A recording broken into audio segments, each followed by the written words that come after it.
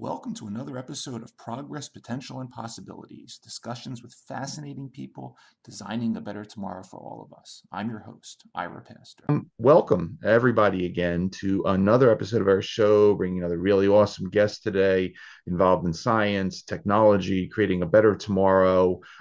Today on the show, we have the honor of being joined by Dr. Shai Melcer, who is head of the National Bioconvergence program at the Israel Innovation Authority. And there, in that role, Dr. Melcer brings over 15 years of experience and entrepreneurship in the biomedical ecosystem, and he leads the implementation of this really interesting bioconvergence goals for the National Infrastructure Forum for Research and Development.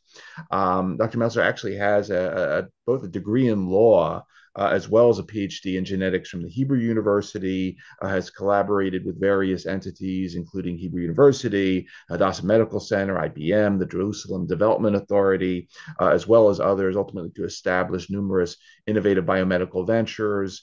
In his public and private sector activities, he has worked with literally hundreds of biomedical companies in Israel as well as around the world in the areas of pharma, biotech, medical devices, and digital health, many of which are in this very interesting bioconvergence sector. He's also served as the chief business officer at Minovia, a really cool mitochondrial technology company, which was established by the Israel Innovation Authority as part of their program.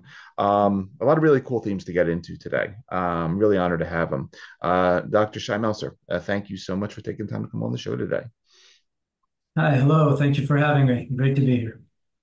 Yeah, great having you.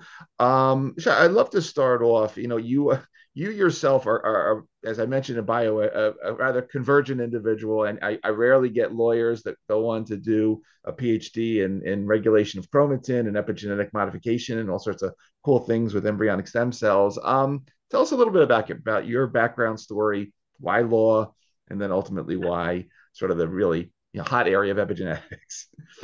Yeah, it's a good point. I got to say, I went into law for practical reasons. That's what happens when you make choices too young.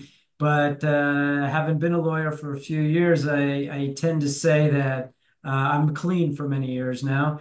I went and I changed directions and went into the bio field, which I've always loved. I studied biology in high school, classic example of taking a wrong turn. But I got to say that looking back, the 10 years that I spent in law were actually a very important tool in my convergent toolbox that I used later. Because when I went into work for government, in the Jerusalem Development Authority, or even working at the university in various roles before I went into the industry, it did come in handy. So I think that getting to look at how you organize and ordinate different directives or plans, how you discuss the collaboration between organizations or individuals in science and business, having a law degree comes in handy.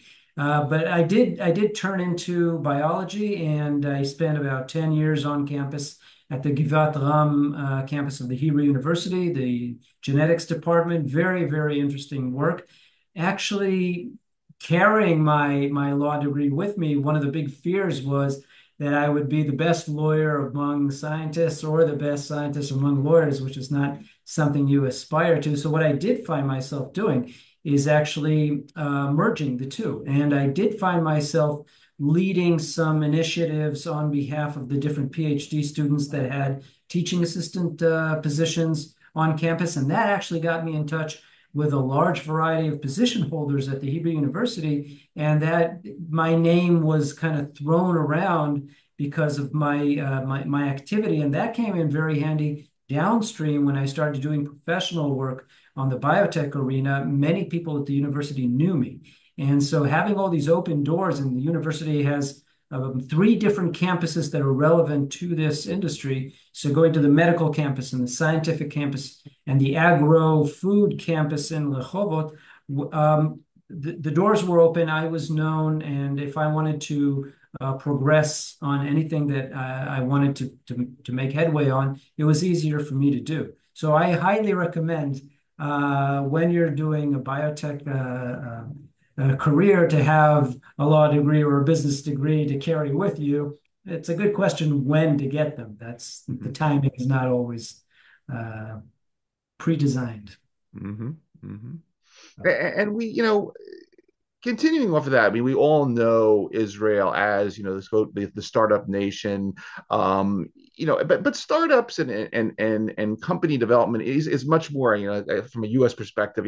We see large amounts of money thrown at different projects, but much more than that. And you were involved. I neglected to mention in your bio several sort of incubation acceleration initiatives like Bio Jerusalem, Biohouse, this Graham Foundry, which look at more than, hey, let's throw some money at these companies. Let's really look at the full ecosystem that has to be developed there, and not just that. I mean, you were also about this really cool Da Vinci program while at the Hebrew University that starts sort of the 9th graders and the 10th graders thinking about these processes. Talk a little about this, Ira, because it's going to come in very important when we get to bioconvergence and what you're doing now and how you build a bioconvergence program. But take us through this little era. I think it's important.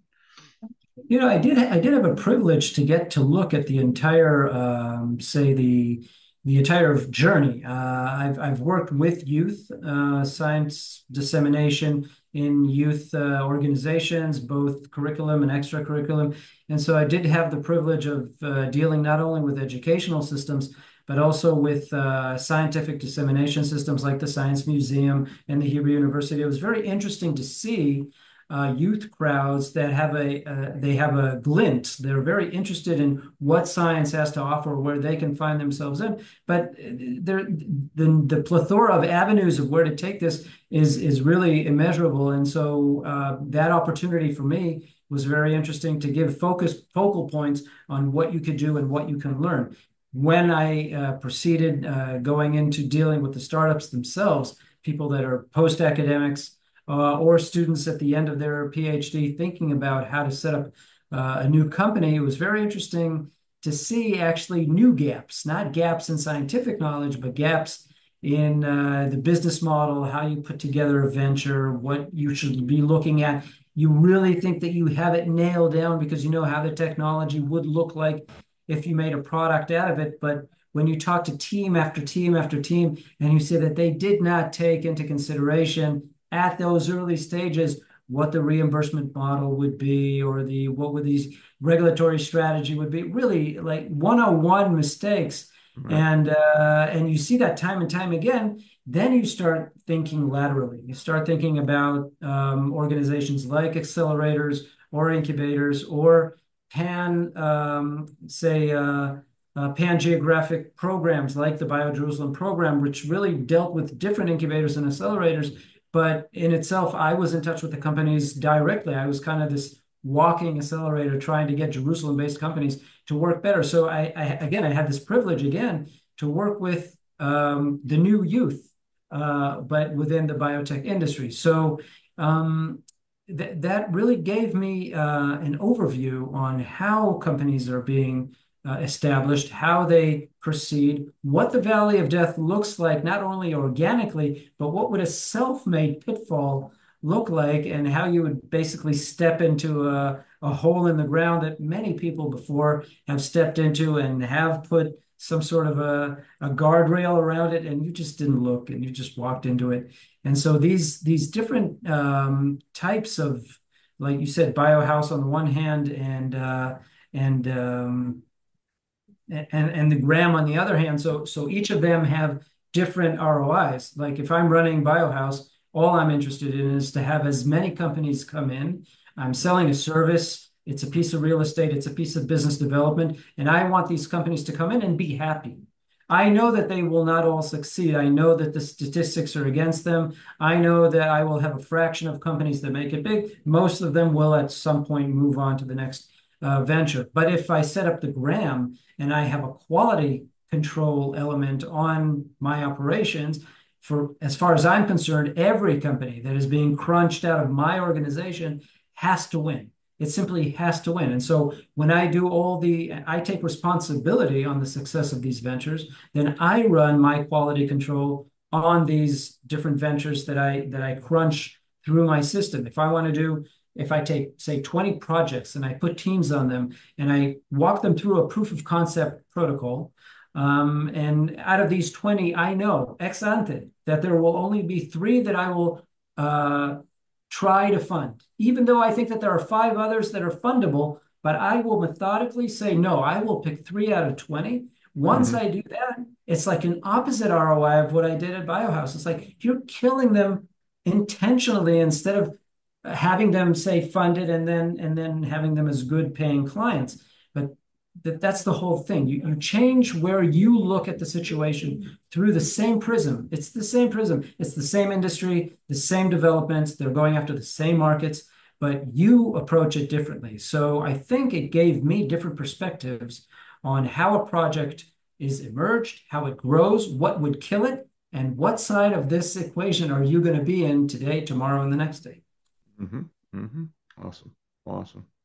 And so laying that groundwork, and again, we'll get to bioconvergence in a moment, but talk a little bit about, because as mentioned, you broadly lead the bioconvergence goals for what I laid out as National Infrastructure Forum for Research and Development, or TELEM, which the Israel Innovation Authority is part of, is one of the state bodies involved in this, along with other ministries of innovation, science, technology, defense, finance, and so forth. Introduce our audience, if you would, to the Israel Innovation Authority, and then broadly to tell what TELEM means, what the purpose of both organizations are, how they work together, and then we'll talk about the national program. Okay, so we'll do a very, very short history trip. Somewhere in the 90s, Israel started to methodically deal with the high-tech industry in Israel. Historically, the reason for that was a very large influx in engineers in Israel due to the large immigration from the former Soviet Union at the time. And a large amount of those people were actually very, very qualified tech positioners and engineers, and they had a lot to offer. And it really required some sort of a national level reorganization of how the workforce is being dealt with here. And that's pretty much when the Israeli high tech it existed before, but it took a different volume and it took a different quality. And sometime in the 90s, the chief scientist at the Ministry of, well, today it's the Ministry of Economy. Back then, there were several names for these ministries before. The chief scientist said, he took custody over this area, and they started setting up the then generation. It was a new generation then of incubators, where these engineers could come in and, in a safe haven, develop new technologies, have them fail, and have them funded. And so the VC industry in Israel was also founded pretty much then. There were obviously investors at the time, but very, very little, not very professional, nothing like the VC industry today. And many big things happened there. The incubators were set up. The Yozma Fund was set up, which assisted in getting money down to the ground, some of it from the government, some of it from private investors. And so there was a very heroic leap during the 90s to jump the startup scene forward. During the years and into the 2000s, when there was the dot-com bubble burst, and then there was the 2008 crisis, and things happened that made this industry mature. And one of the things that matured during that time was the apparatus, the government apparatus that was tending this industry. And that's when the idea to set up an innovation authority came forth. And it's a statutory authority, which means that there's a law that governs the establishment, the operation, the outcomes, the KPIs, the governance of this authority, which makes it much more powerful. a larger operation that could more efficiently deal with larger budgets and more diverse types of programs and initiatives. On the one hand, on the other hand, it's much more regulated. So it's a larger amount of people. So it's not, well, how do I feel like this morning? What should I do? The work programs are much more ordinated. There's a board. Pretty much the authority was preliminarily designed to be the government's high-tech company. It operates like a high-tech company. It operates a larger corporate, and it has a lot of what you would find in corporate culture. So it's very ungovernment feeling. It was designed like that from the beginning, and it does operate that way since 2016. Being that the case, the authority joined to be part of the Telem Forum, which has been operating also since the 90s. And the rationale behind the Telem Forum is that several bodies of government, from academia, defense industries, science and technology, and finance, have understood that none of them will singularly deal with each and every infrastructure challenge that the country faces. So if there is need, at the time, it was small elements. There's this really fancy microscope that is needed, or a really fancy quantum machine element that is needed, and nobody will take it upon themselves to purchase it, maintain it, render it, make it available to academia and industry. But they decided, these different bodies, when they talked, they said, let's voluntarily join together to deal with large-scale projects that are infrastructure-oriented. And as the years went by, the infrastructure initiatives that were dealt with became more and more complex. Labs were set up, operations were set up, and the peak, I think, of complexity of the Telem Forum activity is the national programs. The first national program to be devised and set up and then operated was the Quantum National Program, which was established and actually operated by the DDRD. Then came the National Program for Artificial Intelligence, which was initiated and then operated by the Innovation Authority, but all the different stakeholders had a lot of interest in this program, and it's pretty much held by the different players. I don't know if equally is the right term, but they each have a very large stake in it, and so it's a very complex operation where you try to achieve different elements in a very, very important and high-profile industry like artificial intelligence. And then the bioconvergence is the latest of these national programs. It came to be more from an initiative of one of the partners. The Israel Innovation Authority initiated this program, was very strong to advocate it, brought all the case studies required, set up a committee that looked at all the different aspects of what is required to have a bioconvergence industry pushed forward, and we'll get into that a little later. And then they pretty much lobbied it through the Telem Forum, and successfully so. And so that's how about 2 years ago, about 3 years ago, the decision came to set it up, and it's been operating for the better part of it's close to 2.5 years now. Well, let's jump into it, because bioconvergence is a theme that has increasingly become quite hot in the recent year. We've done a couple shows, focusing on it, from everyone from folks like Nina Saragusa over at Merck, that's looking at it from a sort of a big pharma perspective, Marcia McNutt from our National Academy of Sciences. Take us into, how you at the Innovation Authority define bioconvergence, and then also, I know, and we'll get into some of the companies and examples, but clearly major focus has been climate, global climate crisis, and we've had the fortune of having folks like Professor Kronfeld-Shore on the show, talking, about her role at the Ministry of Environmental Protection, Dan Blumberg at the Negev and remote sensing. So I see how it fits in, but talk a little bit how sort of you zeroed in on, hey, climate crisis, bioconvergence. This is a great first set of sort of companies to incubate. Yeah, actually, the climate angle is very interesting. The bioconvergence approach has been, it's been live and kicking for more than 2 decades. Biologists and other technologists have been collaborating pretty much since everybody's been doing their technology developments for good reason.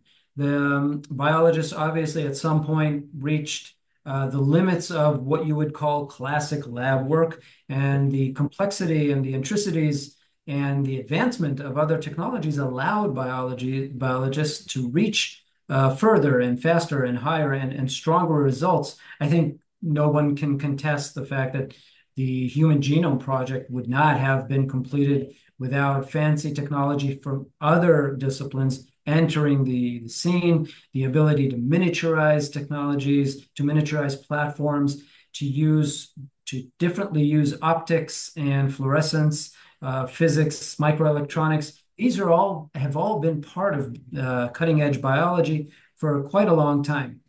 What has changed is how I think biology has changed other technologies, which is very interesting. It's been quite a while now that people are talking about DNA-based data storage, DNA-based or other macromolecule-based conductivity platforms, reshape the worlds of transistors, and using organic molecules to miniaturize even more the things that you're trying to do in quasi-mechanical platforms or bioelectronic platforms. So the biology infiltrated other areas as well. And not only that, the needs of biologists have brought other technologists to push forward on their platforms. So if you make chips for just pretty much anything, and then you need a biochip, all of a sudden the chip makers and chip designers are looking at the requirements of biology, molecules or tissues,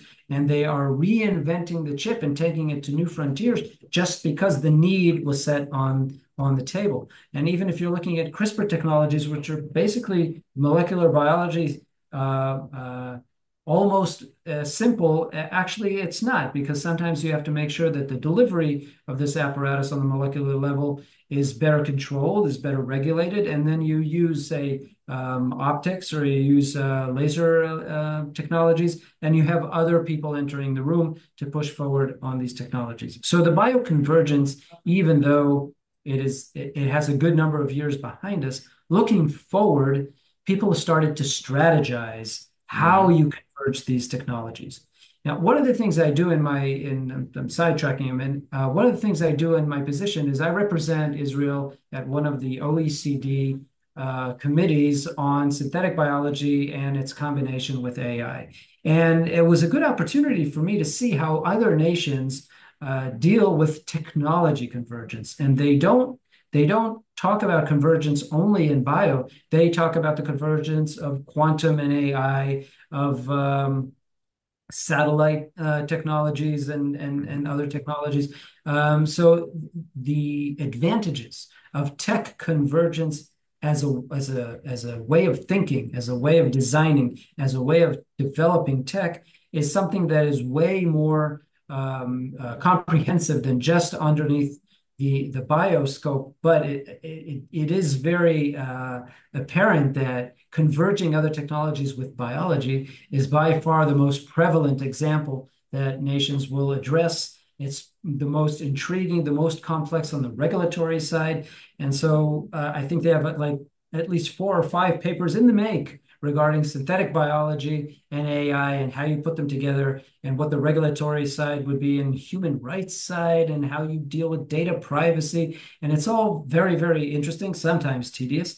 But the thing, it comes to show that these convergent events they have a great promise in them. And so because many people pursue them, they also raise great challenges. And I think that dealing with these challenges on a global or an international community level goes to show the importance of this activity. And what we do in Israel is just a private case of that. It's just a use case of that, which for Israelis is a very good fit. And this is where terminology comes in as well. So many nations talk about bioeconomy. Bioeconomy is a policy arena. It's a strategy you would adopt, which basically means having more and more biological elements in my economy. So I would like to see more biology in production. I would like to see more biology in healthcare, in agriculture, and food tech. That would be my bioeconomy strategies. At the time, the joke was everybody's pursuing their AI strategy. What is our AI strategy? We don't have an AI strategy. We have to have an AI strategy. And the new have to have an AI strategy is what is our bioeconomy strategy? We have to have a bioeconomy policy. What are we doing on the bioeconomy? Now, this is very good because as a biologist, I want to see more biology being adopted by more bodies of industry, business, and government in more and more nations.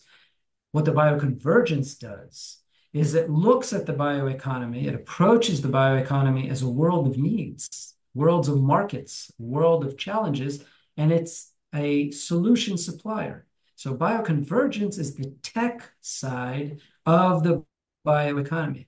If you want to know how you solve these challenges or how you approach these challenges and how you supply different solutions to the world's greatest needs and worries, that's what the bioconvergence will do. So it will basically be a tech push. I'm sitting here at the Innovation Authority, which looks at the tech industry in Israel. And this is the tech side, or more like the bioconvergence tech side of the tech industry in Israel. Mm-hmm. And so this is a complementary effort, complementary to the bioeconomy. You will find countries discussing biointelligence. That means that they're more focused on the interface between biology and data.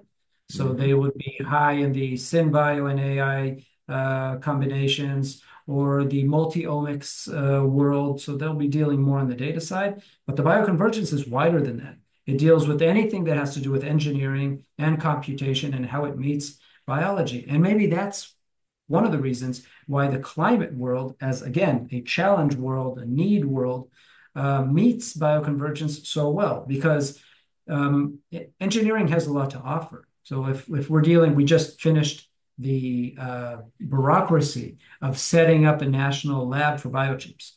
Now it has to actually be built.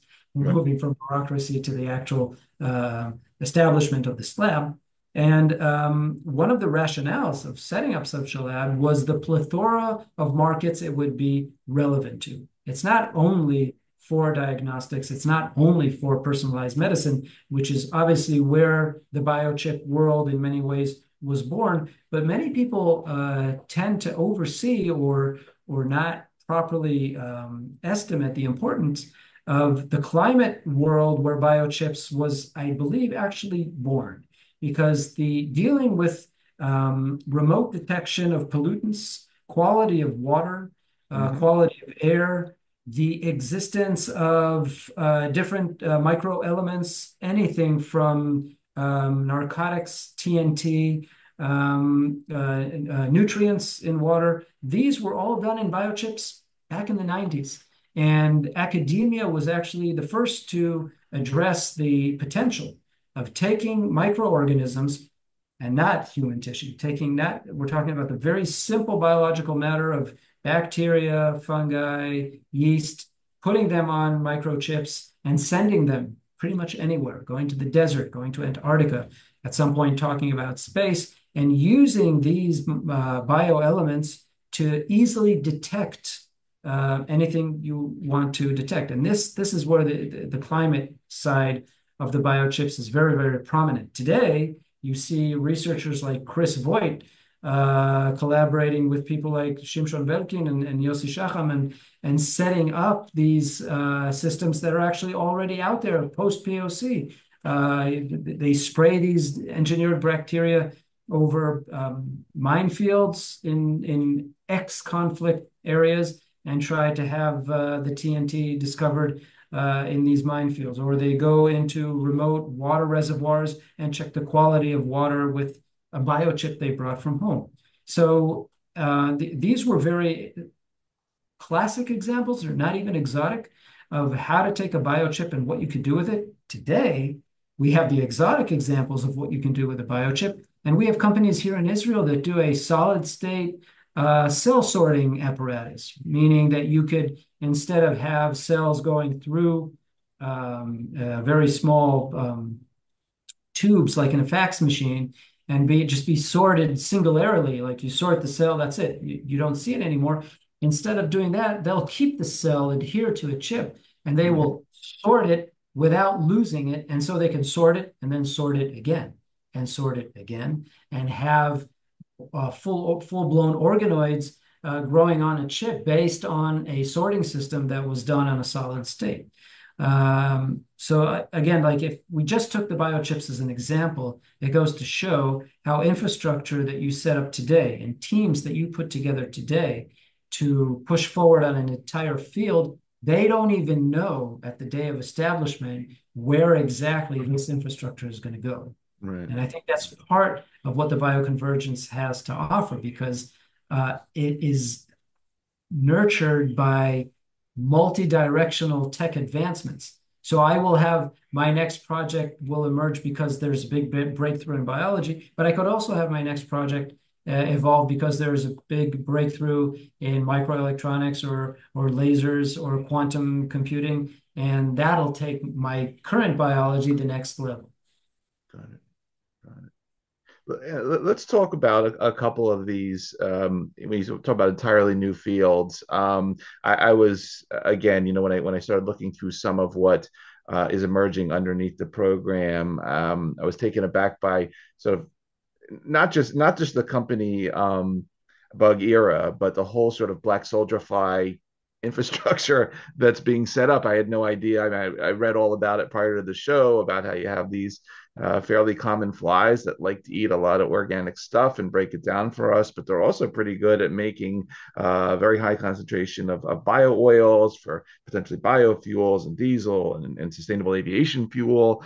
So you could talk a little bit about this as an example because one, it's kind of cool, but two, you got a whole black soldier fly infrastructure beyond this one company that's been emerging. Talk about this one, if you which I think it's kind of cool and a nice example of environment, of biotech, of insect biotech, which is becoming kind of hot lately. Please.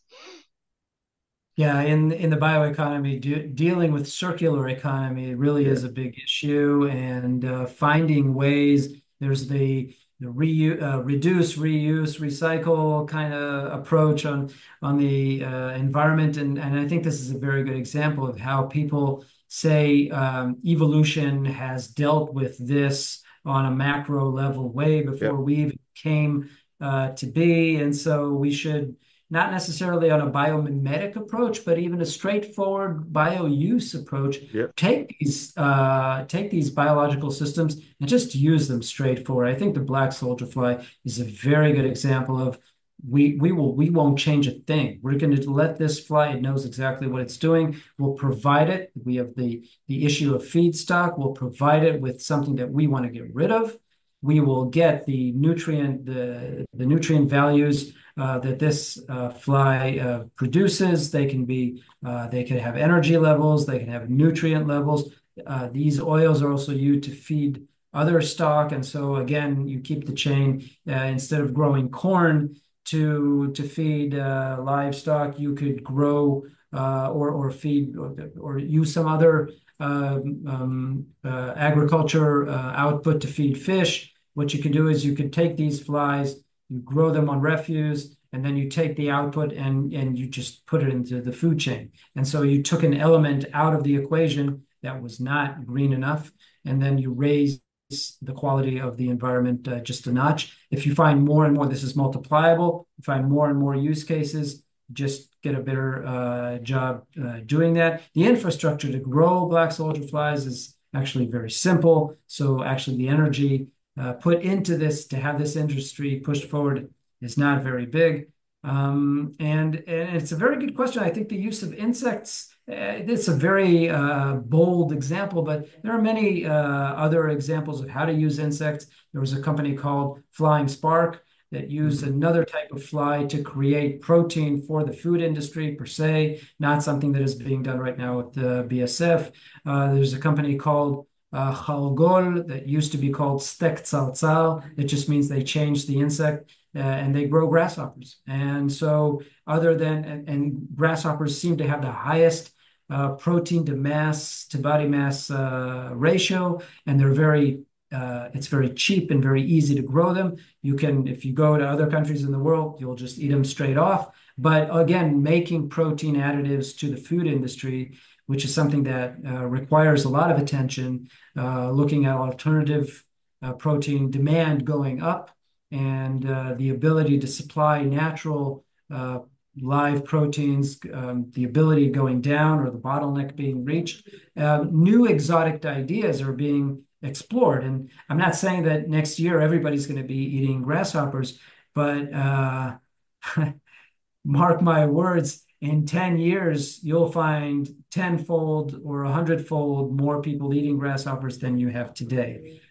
This is where the world is going to be going, because at some point we won't have a choice. So, and I didn't even go into the cultured meat area, which is way more complex and way more demanding, with a lot of questions on feasibility, and so I'm not going there. But the insect world did show a big promise on feasibility. It's very easy to do.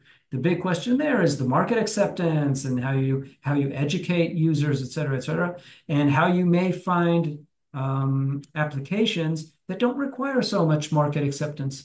Getting powder into the food industry that is high protein content and is very healthy and very easy to use is something that is very easy to do.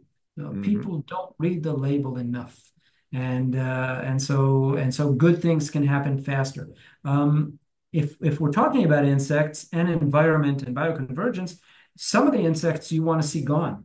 And some of the efforts done in Israel in that area is sterilizing insects. Mosquitoes are a very good example, but they're not the only one. There are other insects that are detrimental to the environment and public health. And several companies here deal with male sterilization of mainly mosquitoes, and and it seems that there's more than one way to do it. And there's different time points in the larval stage that you can find your subject and sterilize it. And then you have a given amount of time to go to infested areas and release millions and millions of sterile male insects to have populations of these disease-carrying populations controlled and brought down. So very high-profile initiatives, not only in, you would say, okay, so you'll take this to Africa, but not only.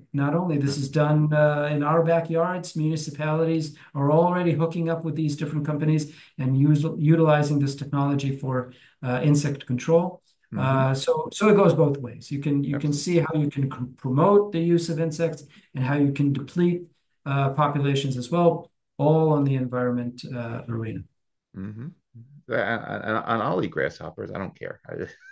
I had them a couple times actually to really good Mexican restaurant down the street here, but that's a whole other story. But no, it's a very elegant example, and yeah, I'm glad you brought up the whole point about cellular agriculture, because we had Nita Levon on a couple of years ago from Olive Farms talking about that. So yeah, I mean it's going to be the future of food tech on its own, another bioconvergence space. It's going to be really interesting to see how that all evolves. You mentioned the Human Genome Project before, Shai, and I last year, Craig Venter came on the show, and he was talking about his time he was sailing around the world, collecting microorganisms, and kept bumping into plastic all over the place in the Pacific and the Atlantic Ocean. You got millions of tons of it out there floating around. Another really cool company in your portfolio, something called Biotic, which is looking at bio-based, biodegradable plastics using marine biomass. Again, a very hot and relevant topic, not just for the Bioconvergence program, but all things microplastics and reducing the carbon footprint. And again, a really elegant story. And I was wondering if you could say a couple words about Biotic as well. Yeah, so Biotic is also a very interesting story. Good team too. Very interesting to see how they came forward and matured. I think that using biological systems, so they could be micro-based or they could be full organism-based, in order to deal with putting away, so taking organic waste and then creating the new generation of plastics that will not pollute the oceans and will not pollute landfills the way that the inorganic plastics do today, is a very important thing to do.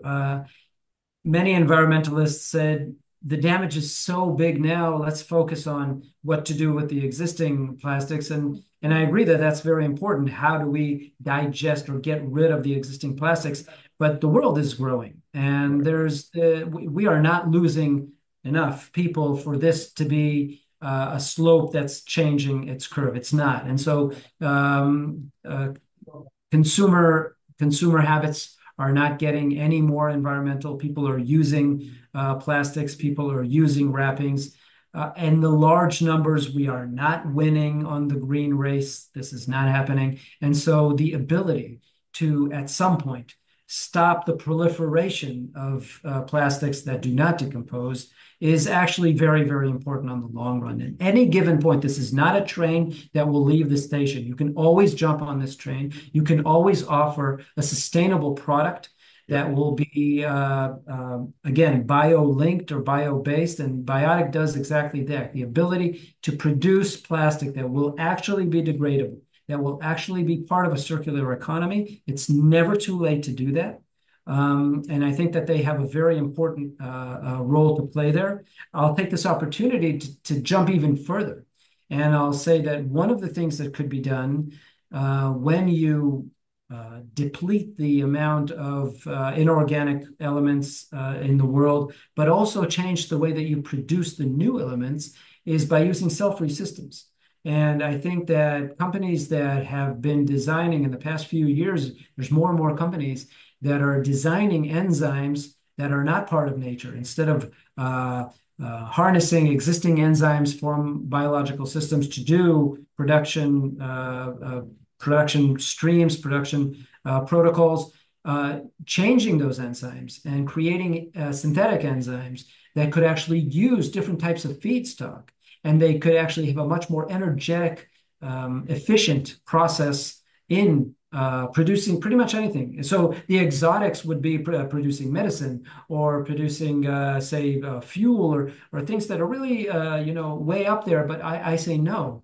Many of these cell-free developers, cell-free system developers, are actually looking for the low-end commodities that are being produced at large scale, devastating the earth just because there's a large demand in the industry for these very low-tech, very simple commodities that could actually be created or industrialized in a new system, very small system with enzymes that could actually be feeding, again, on the refuse of something else. So you take pollutants that you've been spilling into a stream or trying to treat in the best way you can, but not good enough. And instead of doing that, you actually design a chemical reaction or a biochemical reaction on those pollutants and to create something else.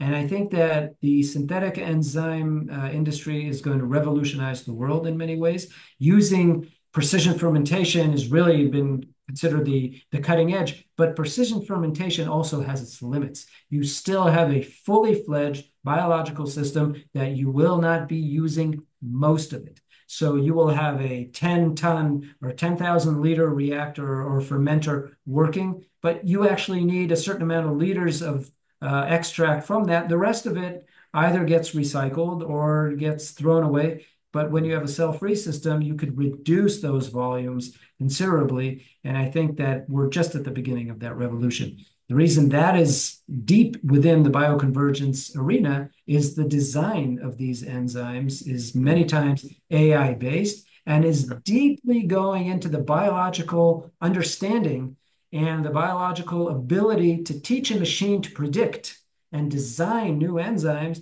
that nature has never done. And so the mantra that we would say in biotech, yeah, 1.5 billion years of evolution are serving my purpose now. Let's jump over that. Let's do everything evolution was never required to do. Right. And let's take the understanding that we have on biological systems in order to design the next generation of molecules that will do things that we need and evolution never was tended to. Yeah. No, yeah, I love the whole area of the industrial enzymes and thinking about the extremophiles, talking about what nature's perfected. But yeah, um, and that now, as you say, with the convergence, with the AI, thinking beyond that, yeah, it's going to be very, very interesting to see what comes next. So that's again quite an exciting piece that I'm glad you brought that up. Um, what Shai, and again, we'll link to a lot of this in the show notes. But again, for companies that visit your website, you can learn about the various incubators, innovation centers, and angel investor clubs you have set up. There's another interesting section on sort of the international R&D, and it seems like you have quite a bit going on. A lot of it in Southeast Asia, in terms of bilateral collaborations with Hong Kong and Thailand and China. Also, various other multinational companies coming to the table, and names like Bayer and Hyundai. Talk a little bit about this, because I think it's obviously we talk about the Israel National Bio-convergence program, but you're getting quite a lot of excitement all over the place with what you're doing, and I was wondering if you could take a little time and highlight some of what you're excited about here, because it's all quite exciting. Yeah, well, naturally, Israel, a small place, in many ways a little isolated, has to connect to other tech arenas and bodies of research and bodies of development, bodies of industry, and bodies of commerce in order to maximize the potential of what we could do here. So I think that, like many other industries, you're never alone. And working with other places, with other teams and other innovators is super important. In bioconvergence, we focus this on several different planes. So we'll start with research, the basic research, academic research. Be it basic or applicative, still has to be excellent. And for many years, we've been collaborating with different types of academic centers and networks around the world. And I think one of the outstanding examples is the Fraunhofer Institute network in Germany, the largest industry-oriented applicative science, applicative research network in Germany, there's numerous collaborations between academia and industry and the Fraunhofer system. Another system that we've been working with in the past few years is the Helmholtz, which is more basic science, also in Germany. Very strong liaisons there. If we switch a little on the material side, then there's collaborations with bodies of national scientific promotion and also on the defense side, working with the national labs in the US, working with the DoD, working with the DOE in the US on various large-scale thoughts like the importance of biomanufacturing, dealing with the breakings of the supply chain, obtaining international independence or national independence or small-scale independence for productive requirements, many things that came up during COVID. The importance of being able to produce your own food, produce your own medicines, to produce your own vaccines and other commodities in different parts of the world. And once this started to evolve, then you have a better understanding of different types of countries like Australia with a large rural population that could benefit from having the decentralization of production. And so setting up these types of developments to reach these strategic ends have brought up new types of terms like scale down.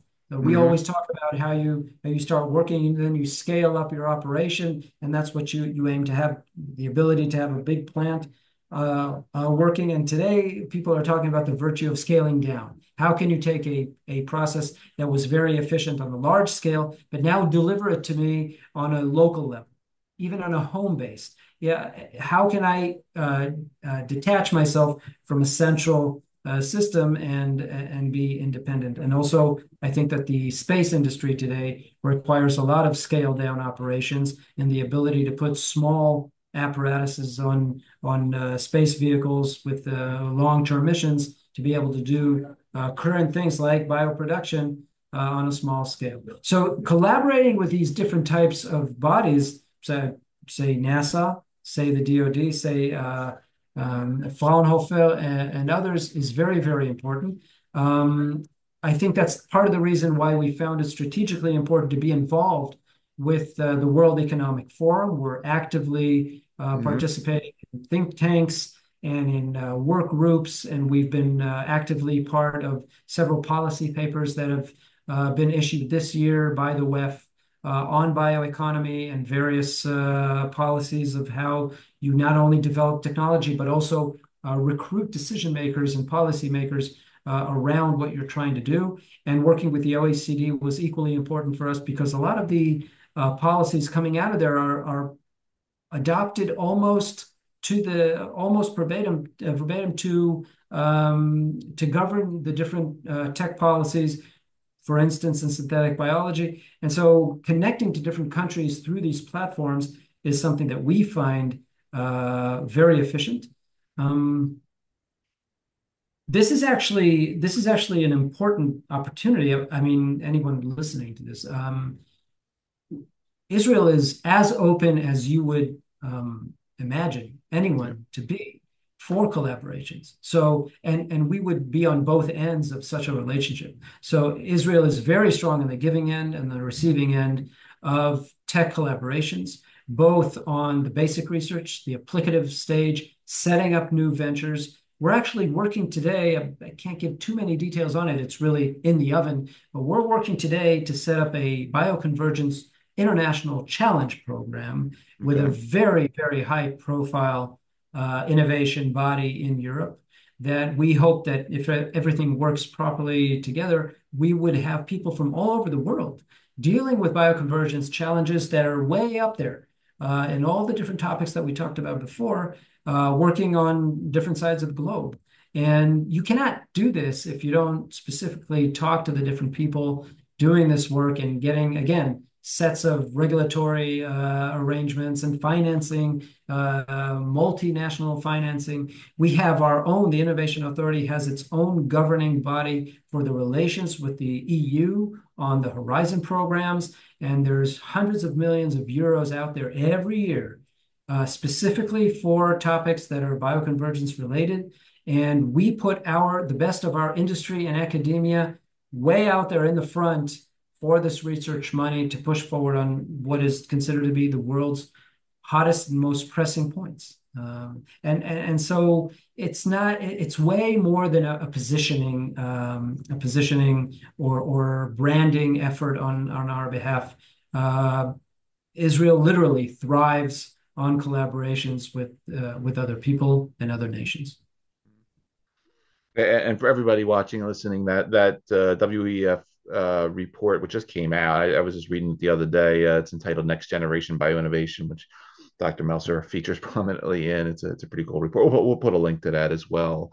Shai, what else is coming up while we have you? I know Israel Biomed 2025 just happened. You were there in May, several other conferences. What should we be on the lookout for as we get into the second part of 2025, as far as you, where we can run into you, meet you, other conferences, talks, anything else that we want to talk about while we have you today, please? Well, places to run into me. So that's interesting. I found myself participating in events that I wouldn't imagine. I was at the Hello Tomorrow conference, the 10-year Hello Tomorrow conference in Paris.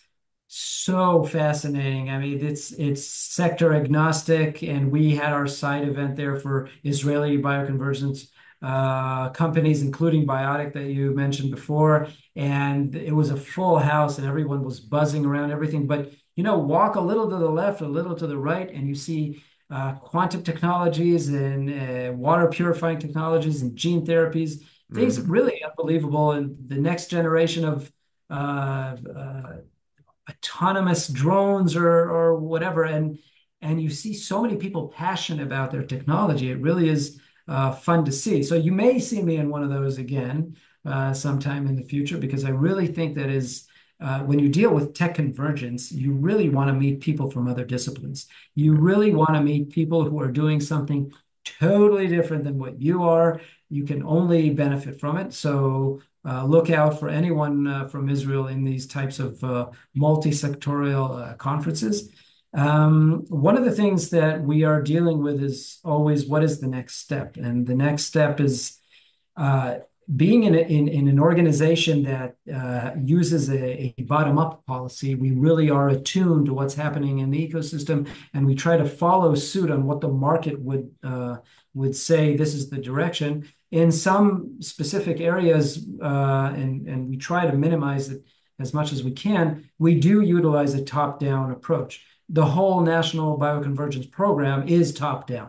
It's deciding that this multidisciplinary field will be fostered. The program will be set up. It will be dealing with infrastructure and R&D and research excellence and regulation and human capital establishment, et cetera. So this is a very eccentric example of a top-down initiative at the IAA. But then you have to ask yourself, so what is the next top-down decision to be made? For instance, what is the next infrastructure to be established using the Innovation Authority money? So we have the Biochips Lab being set up. What's going to be the next one? We're looking at different areas and we're pondering the question, should we have something in theranostics? Should we have something in 3D bioprinting? What should we do in the world of AI for bio? I mean, how do we cater those startup professionals? How do we cater those researchers? They seem to be doing their best. What do they lack? What are the gaps? We're taking government money. We're making a large scale bet. What is the right bet to make? So these are the types of decisions that when you ask me, where will I see you in 6 months, 12 months? I ask myself those questions and try to find the best place to do it. I think that it would not be difficult to say that places like SynBio Beta are a good place for me to run around in, or one of the bio conferences, or we're in touch with the Koreans right now. They're very heavily interested in biomanufacturing. They have a conference on that. I may be visiting. So if it's anything bio and it's exotically connected to other technologies, wouldn't be surprised if I'd see myself there. Well, it's going to be a very exciting coming months, years for you, and all that's going on there. I mean, it's fascinating work. I look forward to continue to follow it and see these new companies emerging through your work. But really awesome stuff, and just wishing you and your team the best with it as it continues to grow and do well. Again, for everybody that is going to be listening to this episode of our show across the podcast networks, or who will be watching with us on the YouTube channel, again, you've been spending time with Dr. Shai Melcer, head National Bioconvergence Program, Israel Innovation Authority, doing really amazing things as they generate these cutting edge solutions for complex challenges that will solve humanity's greatest problems. Shai, I want to thank you for taking the time out of your schedule to talk to us for a little while today about everything that you've been up to and have going on there. Obviously, thank you for what you do. And as we like to say on our show, similar to your mission, thanks for creating a better tomorrow via the type of work you're doing. Really an awesome story. Thank you for your time. Thank you. Really great having you.